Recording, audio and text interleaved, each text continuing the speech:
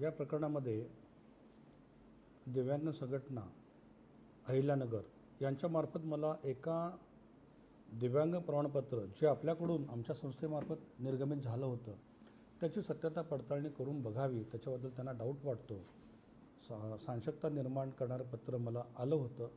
त्या अनुषंगाने मी आमच्या महाविद्यालयीन स्तरावर, आमच्या संस्थेच्या स्तरावर समिती स्थापन केली आणि ते खरोखर दिव्यांग सर्टिफिकेट खरं आहे किंवा कसं आहे, तो रुग्ण आमच्याकडे तपासणीसाठी आला होता किंवा कसे, यासाठी आम्ही समिती स्थापन केली। त्यांचा अहवाल घेतला, समितीने सखोल चौकशी केली। त्याच्यामध्ये असं निदर्शनाला आलं की हा रुग्ण तपासणी न करता त्याला दिव्यांग सर्टिफिकेट निर्गमित करण्यात आलेलं दिसून आलं।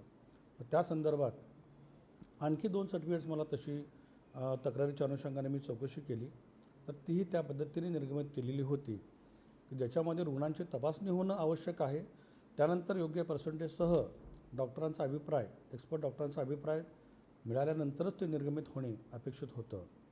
पण तसं ह्या तिन्ही केसेसमध्ये झालेलं नाही असं निदर्शनाला आल्यानंतर मी FIR दाखल करण्याचा निर्णय घेतला, कारण त्याच्यामध्ये माझी डिजिटल सिग्नेचर असते। त्यामुळे त्याचा गैरवापर केल्याचं निदर्शनाला आल्यानंतर मी ठरवलं की याच्यामध्ये हा गंभीर प्रकार आहे। हे अशासकीयरित्या बेकायदेशीररित्या जे सर्टिफिकेट दिव्यांगाचं निर्गमित झालेलं आहे आणि त्याचा फायदा बहुतेक ह्या ज्यांनी कोणी ते प्राप्त केलं त्यांनी फायदा करून घेतल्याचं दिसून येत होतं। त्यामुळे अशा अशासकीय बेकायदेशीर प्रमाणपत्राला निर्बंध घालणं आणि जे लोक याच्यामध्ये ह्या अशासकीय कामामध्ये, बेकायदेशीर कामामध्ये ज्याचं समर्थन आपण अजिबात करू शकत नाही असं इन्व्हॉल्व आहेत किंवा ज्यांचा याच्यामध्ये सहभाग आहे, त्यांना शासन करणे अत्यंत आवश्यक होतं। त्यामुळे मी सदर बाजार पोलीस ठाणे येथे दुसऱ्या आठवड्यामध्ये जूनमध्ये FIR दाखल केला होता।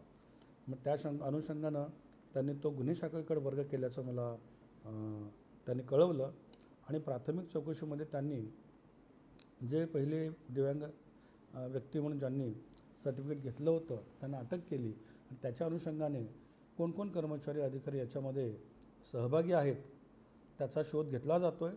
त्या अनुषंगानं परवा दिवशी मला अशी माहिती मिळाली त्या शाखेचे नियुक्त अधिकारी की माझ्या कार्यालयातील सागर राजपूत आणि वसीम खान की जे वैद्यकीय अधीक्षक कार्यालयामध्ये कार्यरत होते त्यांना त्यांनी अटक केली आणि पुढील तपासणी त्यांच्या योग्यता मार्गाने चालू आहे। आणि एकंदरीत त्यांच्या माहितीप्रमाणे अहिल्यानगरमधले 3 व्यक्ती, नाशिकची 1 व्यक्ती आणि पुण्याची 1 व्यक्ती असे टोटल अंदाजे 7 लोकांना त्यांनी सध्या अटक केलेली आहे।